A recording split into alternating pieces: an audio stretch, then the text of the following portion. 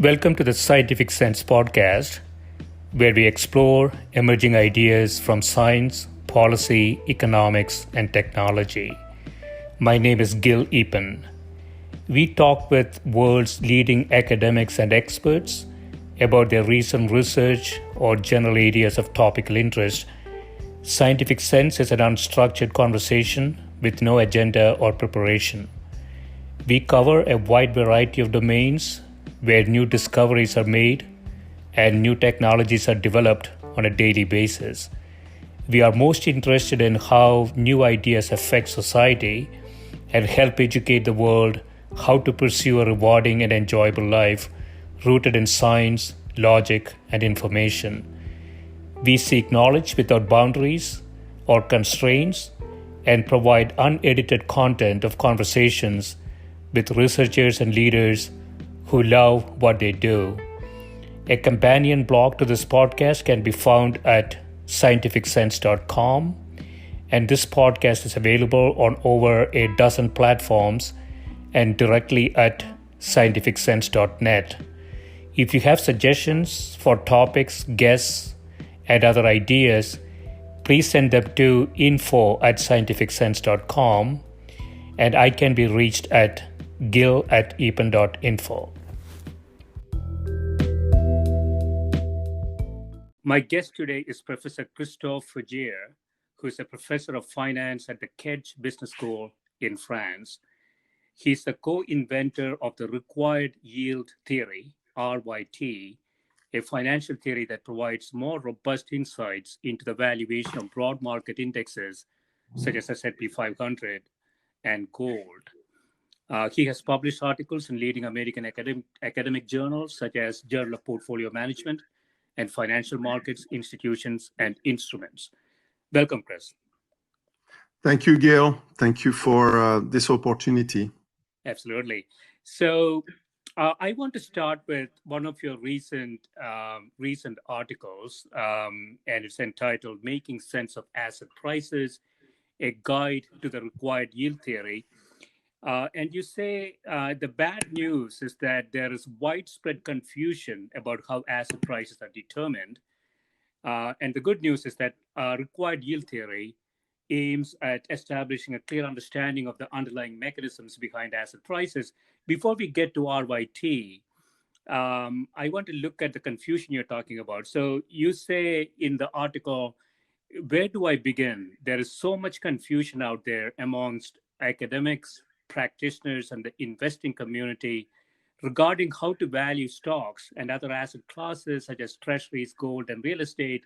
That seems quite tragic, bordering on comedic. And I have to say, I could not agree with you more, Chris, on that. You know, when I think about the financial services industry, which is very large, as you know, in the US, they don't seem to really engage in an evaluation that their clients can actually see. Financial advisors sometimes claim they pick stocks for clients, but cross-sectionally, if you look at the data, such stock picking abilities have been shown to be value destroying, if at all. Financial intermediaries such as investment banks value assets by, they say, assessing market interest. Of course, the interest here is more how to get a share through spreadsheet magic from the innovator. And the more sophisticated, quote unquote, financial services industry, such as private equity firms or venture capital firms, who clearly have a need to value assets, also don't show any clear alpha from any of these activities that they do. So what do you mean by this confusion that appears prevalent, or in the industry as well as in academics? Yes, I think there's the fundamentally. I think people who work in the industry, they wear this badge of expertise, right? You know, you go to see a doctor, and they have this nice diploma on the wall, and you say, well, I defer to your advice because you're the expert. And I think there is some sort of that lure when, novice people, investors that are pretty naive about the market and they're looking for guidance. They go to these people. There could be brokers, investment bankers. There could be hedge funds, whatever, and they expect. I mean, they really believe that these people have a valuable knowledge that can help them essentially manage their money and get a decent return and moderate amount of risk. But that's really truly, I believe that's what most people think. Yeah.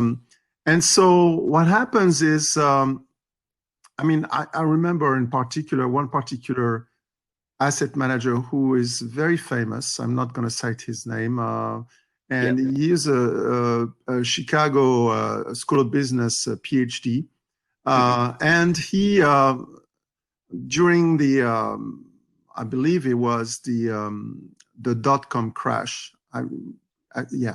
His fund was performing very poorly. And what he essentially was able to do is to say to his clients, we're going to do a lot of risk management, and we're going to manage the losses, to minimize the losses as much as possible. And in effect, he was telling them also, where else are you going to go? Right. You should trust me. I'm going to make the best of the situation. And but if you go anywhere else, you're not going to be better off. Essentially, he was saying that they were all in the same boat. Nobody had a particular edge on understanding, not even making that claim, but on really finding a way out of this situation better than him. So essentially, he had like a captive audience. And then people, it's a big, in essence, it's a strong word, but it's also like a confidence game, in a way. Yeah. You mentioned, Chris, which I see all the time, that financial advisors, for example, would say, this is a long-term investment, right? So you have been with me for some time, and you have to stick with me for a long time for me to actually help you. And you have to trust, like you say, you have to trust my judgment. I have been doing it for a long time. And so I know, so in this, the COVID situation is a good example, Chris. I want to get your perspective on this. The typical financial advisors have advised their clients that the markets are going to crash. And either they went into a very conservative allocation. And unfortunately, the day traders, there's 15 million of them in the US. And with joblessness increasing, we added another 15 million. So we have 30 million kids playing video games with the stock market. And it has come back. So what I heard some financial advisors say is that, a rise in the stock market like this is not sustainable. And so, we have to just stick with, what we thought maybe 6 months ago. And at some point, market will crash again, and we will be in a good position then, to get into the market. Yeah, we can talk about the COVID situation because I find it fascinating. I think it's there is a strong parallel, not in terms of the narrative necessarily, but with 1929. That's my strong conviction, is that we're headed to a major market meltdown.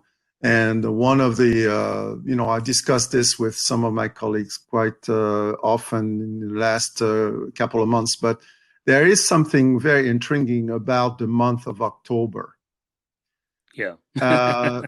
Right. Most crashes, right? Major crashes have happened in October, like the 87 crash.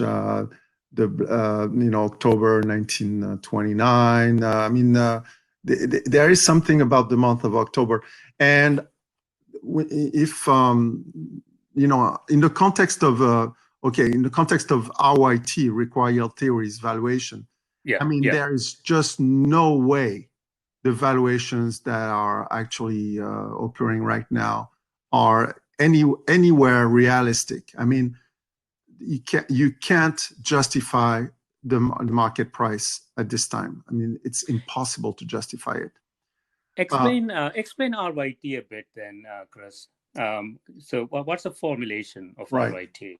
So RYT essentially, just to give you a little, I'll start with a little bit of the history of the theory. Yeah. My co-author, Julian Van Erlach, was a businessman, but very data-driven man. So in his business, it was in logistics, and he had a keen interest in financial data, and he was keeping huge amounts of data personally, and he was really testing his own intuition on that. And he came to me, just gave me a call one time, and I was at Albany, and he said, I have this explanation of how the market behaves, and it is based on this notion that investors at large want to obtain a minimum return of 2% real after tax. Okay, and I was like, I've never heard that before, but I'd be really interested in seeing what you have. And so he came and he showed me his data. He showed me his calculations, and I was very taken aback by what I saw, and I was very impressed by the due diligence and level of detail. However, he didn't have all the pieces together in terms of how to link up his intuition with what we understand in finance. He didn't really have the background and the knowledge. And so essentially it was up to me to kind of build this into a solid, with solid theoretical foundations. So the idea is really simple. The idea is that if you think about a market as being a corporation, okay? And think about somebody wanting to buy a share of that market. Now, what are they entitled to? They're entitled to earnings, right?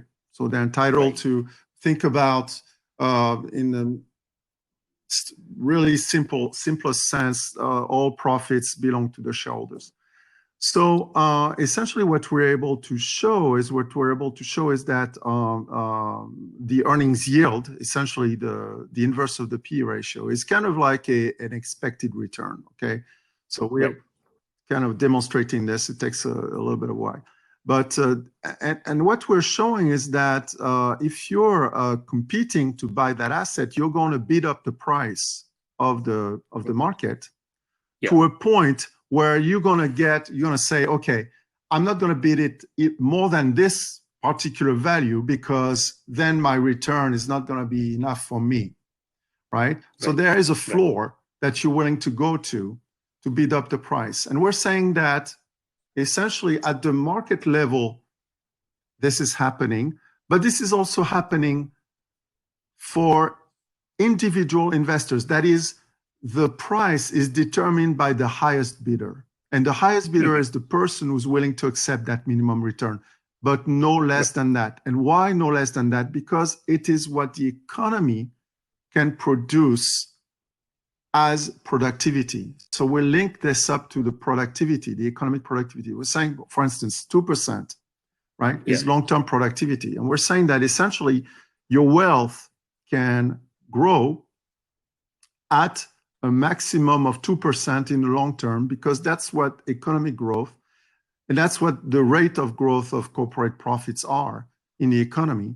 And we link up on real terms, right? On real terms, yes. On the per capita real term basis, Right. So we're actually linking up this to, and we're saying this is really kind of the the return that everybody is essentially cornered into, because the person who bids and wins and defines the price is the highest bidder, and everybody's locked to getting that return.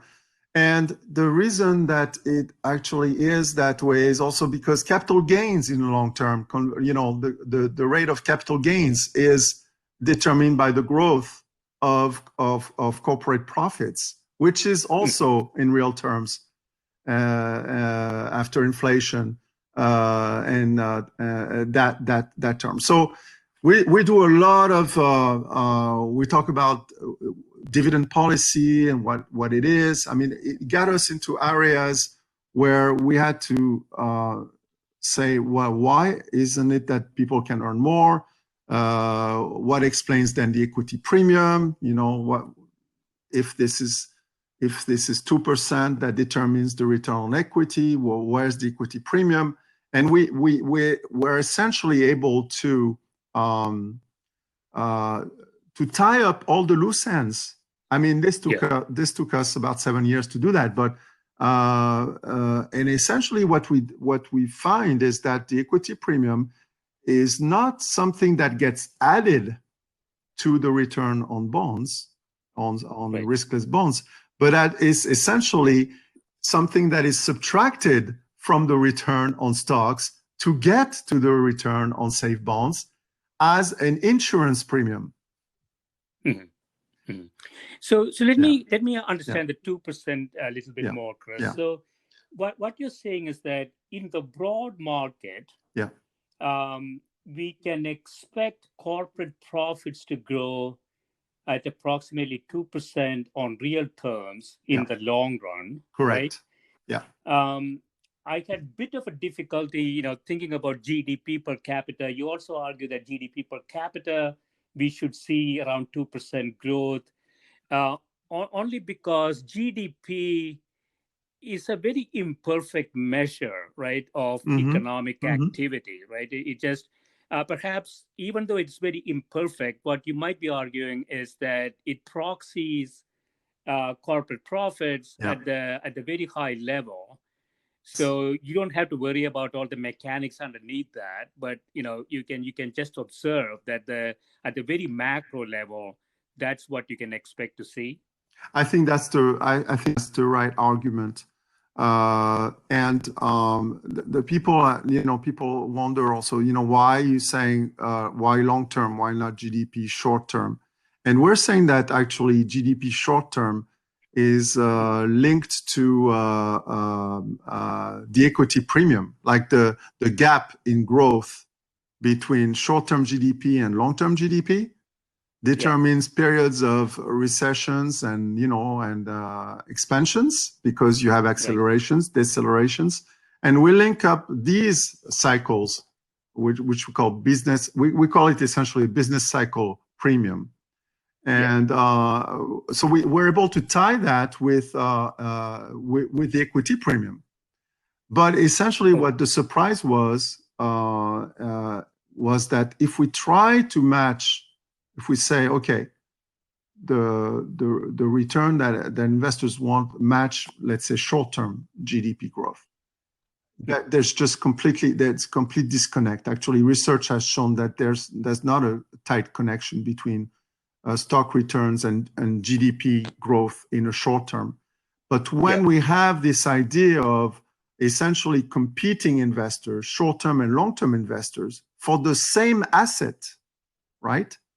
Yeah. Then there is a minimum that they both want, and that is the long-term trend. They won't want to sacrifice lower than that. They won't want to get lower than that, except if they want to ensure, like for instance, if they want to trade, let's say at a short-term horizon, and they are saying to themselves, okay, I really don't want to have any risk, and I'm going to go into safe bonds, and then I'm willing to sacrifice some return, essentially paying a premium, and I'm going to get a little bit less than 2%, but that's the only time that I want to do that, is because I have some sort of cash flow situation where I don't want to be in for the long term. I'm doing this. I have some sort of constraint, and I'm looking for insurance. But beyond, outside of that, the market, the big surprise was the market point to point is priced with this idea of 2%. That was a big surprise. Yeah. That is, yeah, I mean, it is surprising, and it's very elegant, and it's really simple, right, in some sense. So this is in the absence of some kind of technology discontinuity, yes. right? So you're assuming productivity is really on a smooth, stable position. Very good point. In fact, I would say, okay, one of the things that we say, and I'm just going to backtrack a little bit to when you were talking about what we don't in finance, why don't we understand valuation? Is because my analogy is this: we're on shifty sands. There's no solid base. Everything seems like it's moving. Like we're not sure that it's, that stocks are the present value of future expected cash flows. We're not sure about the discount rate. We're not sure about what those expected cash flows are. Everything is shifting, and we don't have an anchor. So what we said is we said, okay, that 2% looks like a really solid anchor, and we're going to trust it. We're going to test it, finding that actually empirically works very well. And then we're going to learn from the model. We're going to say, okay, the times when there's a gap between the actual price, market price, and our valuation, how can we explain this? And this led to really some interesting insights. For instance, the effect of quantitative easing. Yeah. Now, it's a huge market distortion on bond prices and returns. And in fact, it's such a distortion that when we correct for that distortion, and we have some researchers, I think there were Fed researchers estimating kind of the gap between where the yields should be compared to where they are with quantitative easing. And I use some of those estimates. But when you correct for that, then the valuation gets back on track, which is very interesting. Yeah, so explain that a little bit, Chris. So what is the goal of the quantitative easing? It's to push long-term rates down? Is that Correct. But what they're forgetting the Fed is forgetting this, and I wrote a little piece on that a long time ago, is that people can do that on their own if they are fearful. So if you're fearful, you're gonna fly to safety, or you're gonna fly to safety long term, or you're gonna fly to cash short term, right? You can have both types of situations. But if you go long term and you buy long term treasury bonds, then you're gonna bring the yields down. And that's going to happen naturally because of that the market sentiment and the fact that the people are saying, we're willing to take a hit just to get us into safety, right? And when the Fed is doing quantitative easing and bidding up the prices, it could be a situation where they are bidding up the prices too high for people to be able to purchase those assets in a way that protects them with the level of safety that they're searching, which would be driven by supply and demand, right? So you have a huge distortion in the access to safe instruments when you do quantitative easing. Right. But more broadly, would you argue, Chris, that passive monetary policy is more optimum? So can you repeat the question? Yeah. So you would then prefer more of a passive Fed, right? Yes. in general, not just Well, in quantitative easing, but no? yes, I would say, okay, so it's just a pure researcher question. I mean, when you have people like Milton Friedman and, I mean, the Chicago School who they're preaching, free markets, and that's an ideological position, and that's a political position. From a researcher standpoint, what I'm noticing that if the markets were free to act, then essentially the theory would work. See what I mean? Right. So it is not I'm not making a normative political statement there in terms of what markets. Should market be free or regulated, or should there be intervention from the central banks or not? I'm not making any statement about that. I'm making a statement that I'm noticing that when they do, there's so much distortion that it just throws a curveball into the whole thing, and that people get even more lost because they don't even, there's even more moving pieces and they don't know what to do with them. So, and so you I think you mentioned something like a fear premium. Correct. And so if I understand this correctly, Chris, are you saying that sometimes Fed actions could actually create fear in the market, and that could be sort of self-sustaining and feeding each other? Well, yeah, I mean, not quite that, but essentially what I'm saying is that there could be fear in the market, which could be priced by the market, and the Fed, by doing quantitative easing, is introducing a skew in that pricing, and essentially leads investors to actually say, where else can I go if I'm trying to buy those long-term bonds and they're too pricey? What other asset classes? So it introduces a distortion in the search for hedging. And that's not intentional. And I don't think the Fed has even talked about that, which is really kind of scary, that they're forgetting this whole idea of that they're preventing hedging because they're hiking the prices. So I want to connect the 2% again to treasury yields and understand that a little better. But I want to also so the other kind of underlying assumption there is that the present value growth opportunities that firms have is mean reverting. So it's not really it's not going to be there, right? On a kind of a systematic way. And we have already removed any kind of probability for a technology discontinuity. If that happens, all bets are off, right? Correct. And in fact, yes. And to get back to that point, this is a very crucial point. And what I wanted to say is that since we're taking this as an anchor, we're essentially, we'll say we're true believers. We're going to say the model is true. And then we're going to make the adjustments.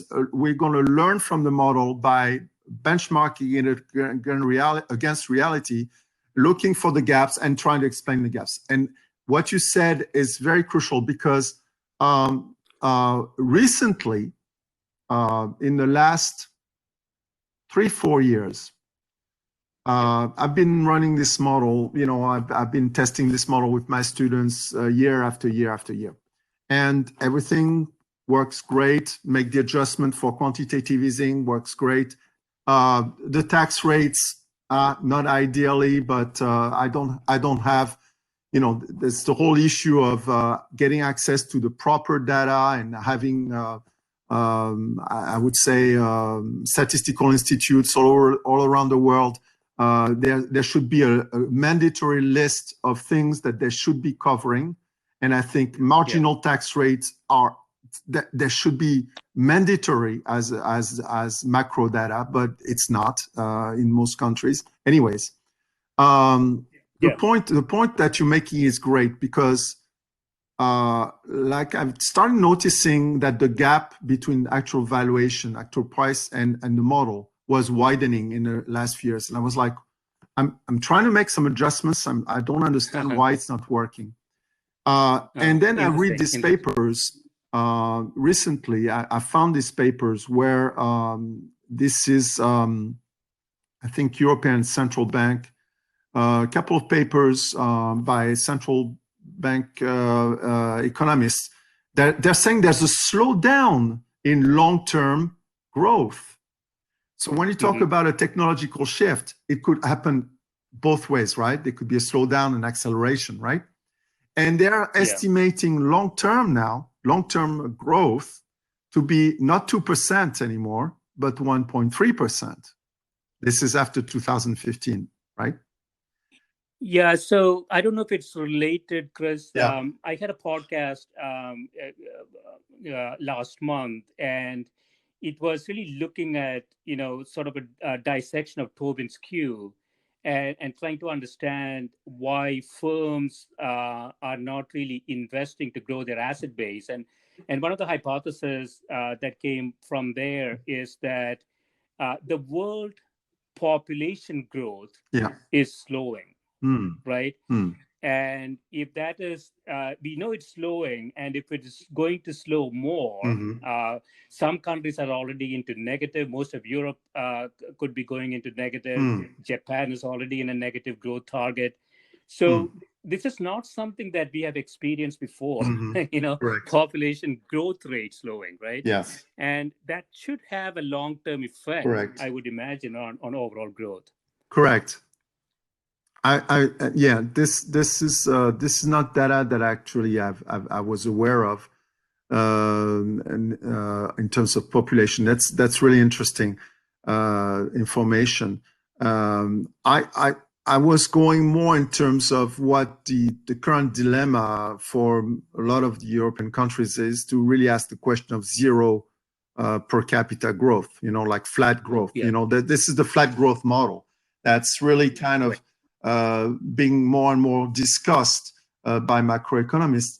And the thing is, to me, it's there are environmental constraints that are not necessarily being taken into account in terms of, like, when you talk about purely GDP growth. It doesn't incorporate the exhaustion of natural resources and things like this. So I would say there are limits to growth, like we know, and limit to population growth as well. So that I really was not, in terms of the model, in terms of ROIT, I really was not questioning those long-term trends. I was interested in what some of the ecologists and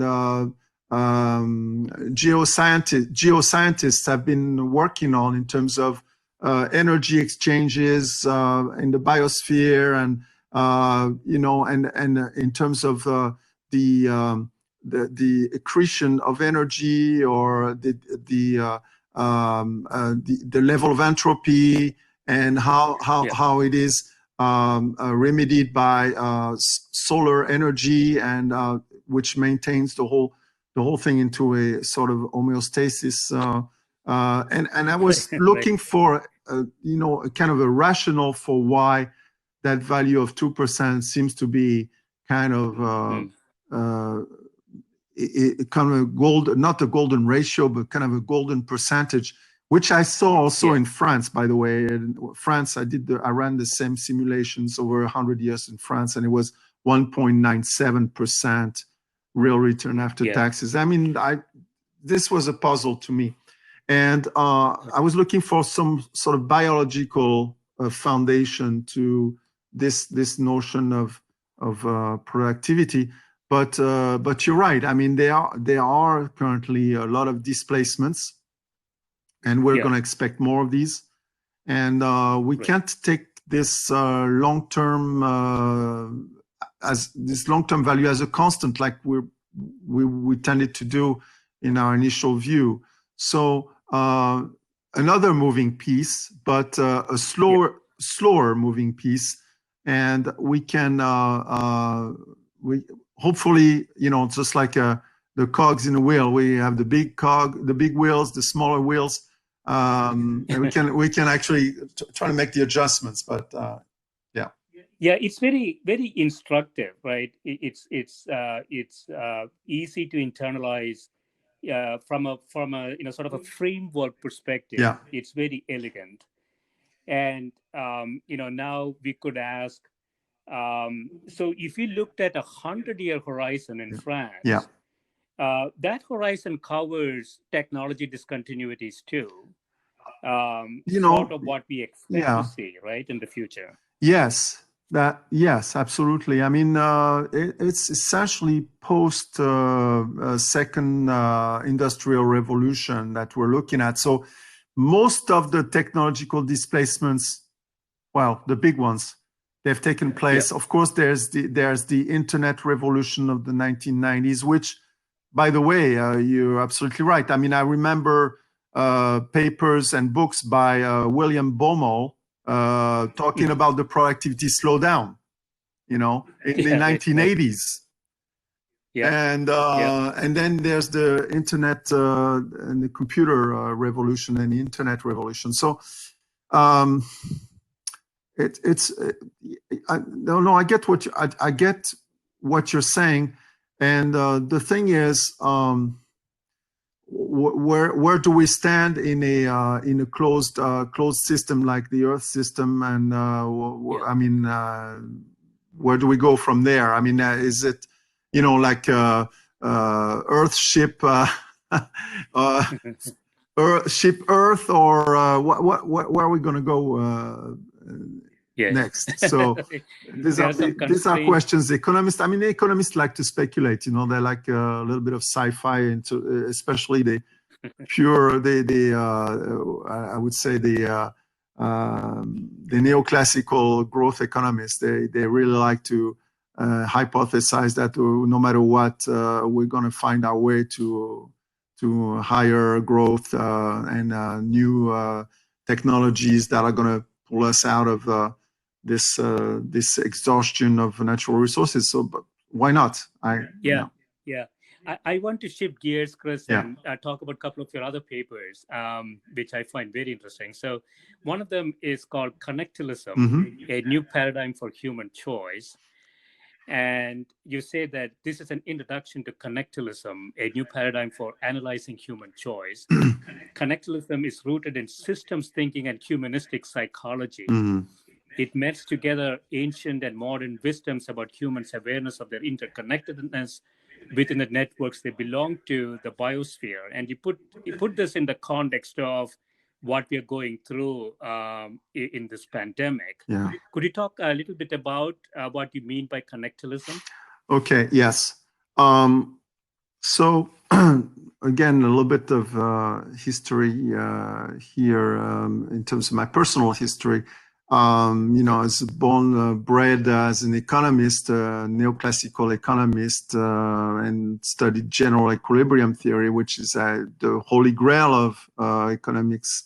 And essentially, when you're nourished in that type of milk, you're taking it. You're not being highly critical at first, and you're just taking everything as for granted. But eventually, my realization was that, and like many others, I mean, I'm not the only one to say that, obviously, that the fundamental economic models was lacking something, and we know that. We know from the failures of macroeconomic models, and from the micro is a little bit different because industrial organization, for instance, seems to have been fairly successful, you know, looking at game theory and strategic games and games that corporations play. I would say that's probably one of the more successful field even though nowadays people are saying, okay, evolutionary game theory, yes, it has worked, but it has also some limitations. Anyways, the point being that one of the fundamental tenets of economics is methodological individualism, meaning that we're looking at it making decisions based on its selfish utility in total isolation of anything else around it. Now, when I say in isolation, that doesn't mean there's no interaction. Of course, there is interaction because there's consumption and there's production. So there is interaction. But the decision that the individual makes is purely from the standpoint of his own well-being, independently of the well-being of others. So one of the things that I learned about when I looked at some of the work by Maturana and Varela and some of the biologists and some of the systems thinkers is this notion of interconnection. That no man is an island, that we are tributary to the environment. I mean, we're constantly exchanging energy through our breath intake, through food intake, and we're giving and we're taking from the environment all the time. And we also are social animals, so we wouldn't be able to live in complete isolation. So there are those dimensions, which in a way, economists are considering to be kind of annexed. They say, okay, well, if you want to take care of these, you just add another argument in the utility function. Okay, you want to care about your neighbor's consumption? Okay, put it in your utility, and then it's all solved. And they're saying, well, but if you do that, what's the foundation? Why would you want to do that? This is totally ad hoc. And generations of young economists that have tried to break the mold, they've been criticized by saying, your model is ad hoc. Why are you making this assumption? Just go back to the basic where everybody is being selfish. Now that we know that, we're taking as being a fundamental holy truth. And for me, the holy truth is a biological truth of fundamental interconnection. And I started thinking, well, if we take this as a fundamental truth, then my decisions, depend on my awareness of that truth. Right. And so I would say that if we look at somebody like, it's a perfect case for me, somebody like Trump, and of course you're in the US, so I have no risk telling you that being in France. I hope you're going to escape from the censorship, but you see somebody who's really centered on himself, his very close family, and the interests of his family. And I would say to the expense probably of everyone else around. We may agree, we may disagree. That's a little bit my interpretation of what's happening.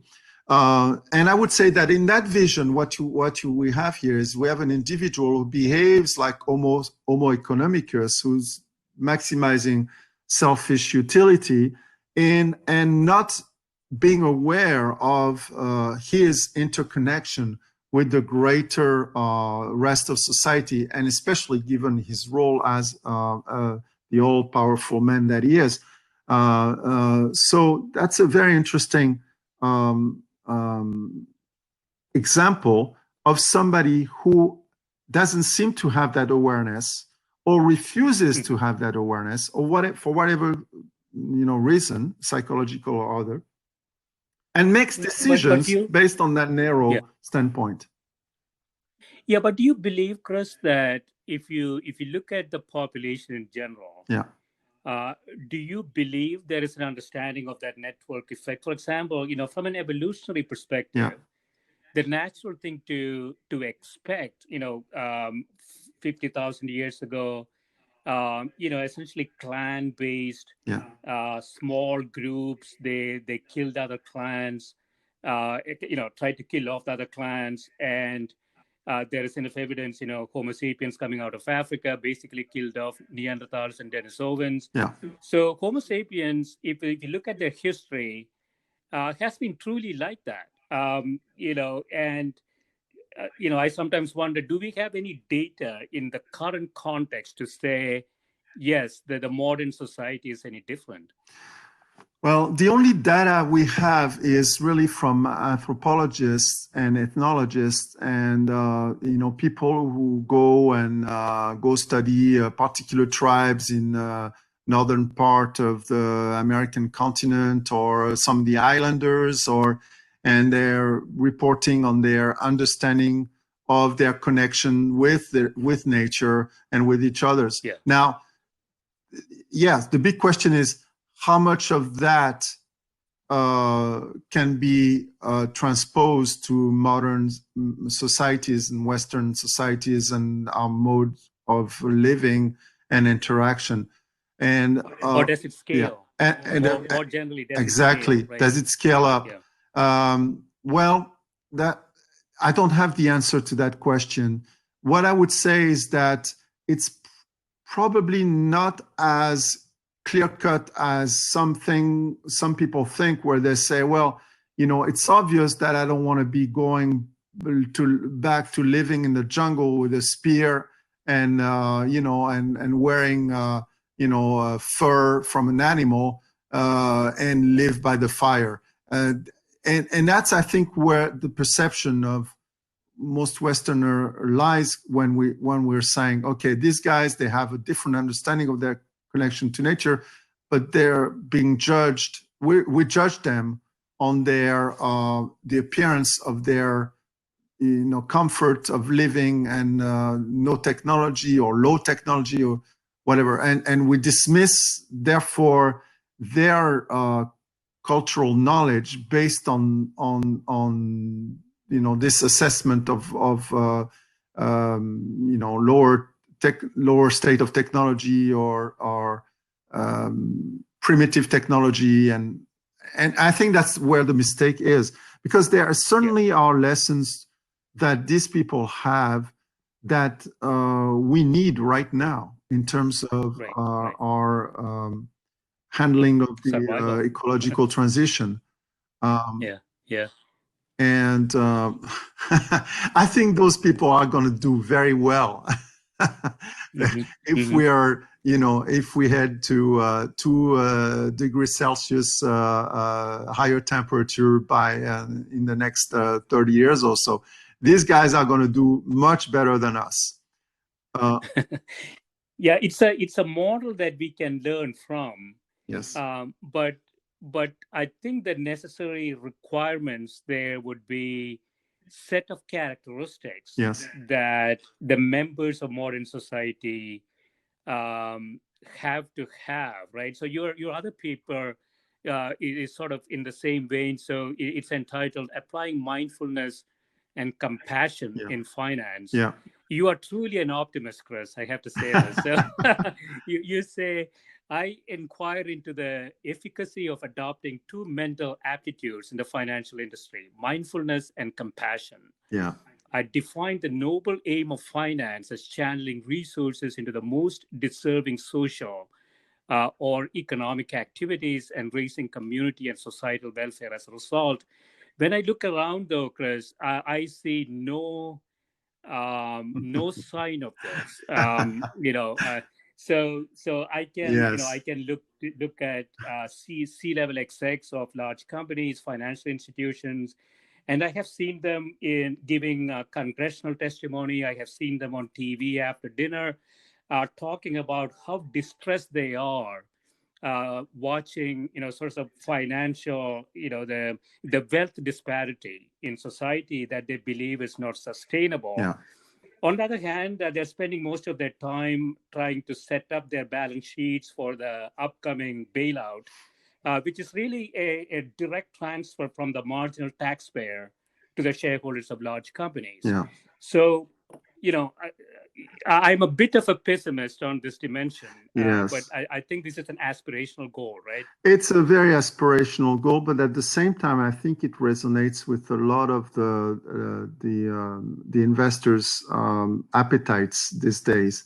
I mean, maybe it's going to come from the millennials, or it's going to come from this generation, which is asking, to be accountable, when you propose when you're a financial advisor or you're ultra high net worth family fund advisor, or and they're asking you, what products are you proposing to me that are that you can guarantee me are going to be accountable for being socially responsible and environmentally friendly and all this. I mean, these guys are this generation. There's a generation now of 35 years old and less that are coming up, and they're asking the tough questions from the financial advisors. And I'm not saying that the industry is really genuinely wanting to follow these guys. I mean, they're really going there kicking and screaming. I really see that, but they have no choice. I mean, they're going to have to take the turn, and start offering genuine products. I'm working with just to let you know, I'm working not that closely, but with an organization in Asia,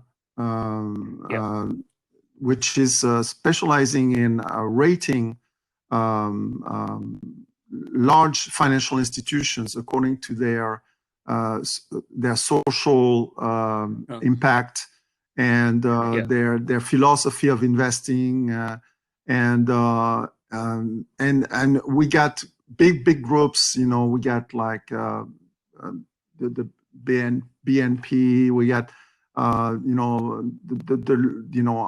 large banks, very international groups that are occupying the space in Southeast Asia and some of those countries. And they're competing for these awards. And the thing is, I've seen some of those guys, what they're trying to do to avoid, to pass the bar, but really to do it in a minimalistic way. So yes, they want to get into that space because it's a marketing space that is virgin. But they're not necessarily making all the right efforts to do the right due diligence to offer the products, the right products. That's clear. But the bar is getting set higher and higher year after year after year. They're getting called on this. Year after year, they're getting called on it, and either they're going to do it or they're not going to do it. But if they don't do it, there's going to be some, clients are going to leave them and go to the people who are more accountable. I mean, the outfits that are more accountable. I truly believe that. So I think it's mostly demand driven, even though it's really a small part of the global assets investment, but it's going to get there. It's a process, so we have to start somewhere. I want to quickly touch on RYT again one more time. So what is your, let's call it speculation? We have the market basically come back and exceed where it was even before the pandemic. Correct. So how do you explain this from an RYT perspective? Okay, so RYT is clear on this. There is no way these prices are justified by valuation. Earnings expectations are down for next year. The growth is down. The prospects are down, and even accounting for a productivity slowdown, which I did in the model. I mean, the valuation is, and last time I did, it was quite a while ago, but probably in May. It was about 25 to 30% too high. Okay, so valuation was just in a bubble range. Okay, so my fundamental explanation of this is this: there is, if we think about optimists and pessimists on the market, right? Who's driving the market right now? I would say the people are in a bubble mentality. They're trying to push the price up or keep the prices up, and there is this notion of we have uncertainty and we have two roads. The roads is full recovery really quickly, or more of the pandemic and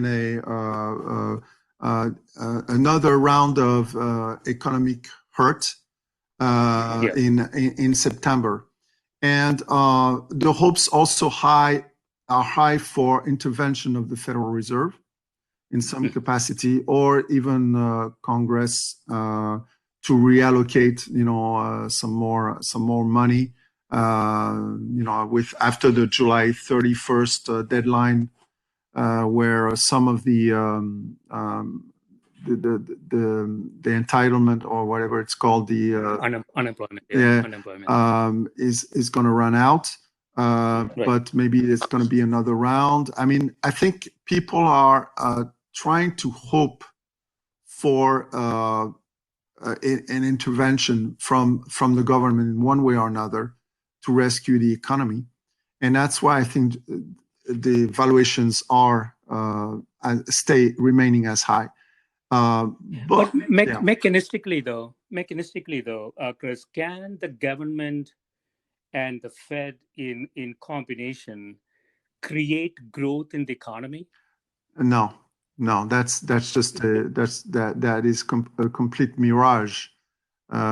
So I totally I think that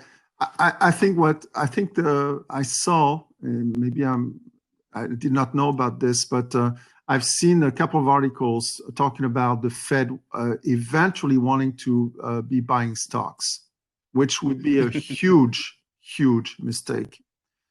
And I also think that I saw that Japan had tried that, and and of course you open the door to all the speculators who are going to catch the government their pants down, because when the government decides to stop throwing money in the market, then you get all these people who are taking short positions because they know it's going to go back to fundamentals, and they're going to make huge amounts of money. So to me, it's just delaying the inevitable. And the inevitable is that given the state of the way the government is running this response to the pandemic right now, which is extremely disorganized and also doesn't provide any sort of relief for corporations, or essentially there's no clear possibility to plan for any sort of investments, then what you have is fundamental uncertainty. And when you have fundamental uncertainty, people can stay on the side for a while, but then they make a decision, and I think that's a critical thing. People don't like to remain in uncertainty, and I think it's there's a bias in behavioral psychology called ambiguity aversion. You don't like to remain there, and so in effect, what happens is that you take an action just to get out of there. Right. And I think people are going to they're going to take an action, and the action is going to be probably to sell a huge sell-off in September and October. I don't see any other possible outcome for the American economy, at least, and the market. Yeah. This has been great, Chris. Thanks so much for spending time with me, Gil. This has been an absolute pleasure for me as well. and very. I appreciated the depth of the conversation. Obviously, you know, it's a pleasure to talk about one's stuff. You know, that the things where, you know, somebody's been working on their babies and stuff. So that's really, of course. But I appreciated your intellectual curiosity and where you took me in this conversation. So thank you very much. Great. Thanks so much, Chris. Okay. Bye-bye. Bye.